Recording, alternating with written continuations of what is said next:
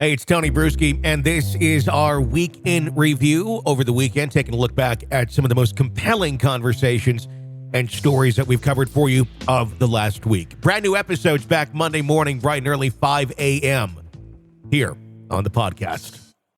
This is the Hidden Killers podcast with Tony Brueski. Featuring author, psychologist, and daily contributor, Siobhan Scott. I know I keep bringing up Asa Elrip on the air. This is the estranged wife of Rex Heuermann, but it's kind of hard not to, because every time things kind of calm down there, it gets weird again, and weird requests are made, and strange statements are being put out there. The latest one, Asa requesting to get the nearly 300 guns back that were taken in the search of the home that she lived in with the man that they suspect to be the Long Island serial killer. She's claiming it's marital property. It's worth a bunch of money, and I want it back in the middle of this investigation. This is just looking really weird. The optics are totally off. I've never seen anyone, the spouse of someone who's accused of being a horrible person, acting this way. It seems very tone deaf. It seems very almost aloof to what is going on around her. And maybe she is. Maybe her head is spinning. She's had these accusations against her husband. Her whole world has been turned upside down. But still, 300 guns back. Your husband's accused of killing God knows how many people. Maybe this is not the time and place to ask for those.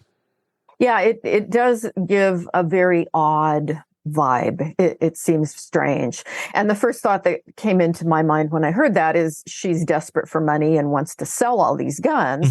But yeah, it's still, it's hard, I think, for any of us to imagine being in that position. And that's what we're focused on and thinking about. So it definitely does make you wonder about the lady. And we don't know enough about her. There may be all kinds of quirks that she's got, And that may just be it. She may be very aloof, maybe very just, this is how she always acts. It's really nothing out of the ordinary. It's just now that we're seeing her, it's like, wow, doesn't really look good at all with the allegations against her husband. But with this, I also do have to wonder, the police have said, initially they've said that we don't think she's done anything. She's fine. She can there. Although there has not, as far as we're aware yet, been any sort of interviews done directly with her, which I also find very odd. Is this someone who is, just aloof? Is this someone who is wanting more attention? I would think at this point, the less attention you're getting, the less eyeballs that are going your way with weird behavior, the better, considering there isn't an investigation into her that we know of yet.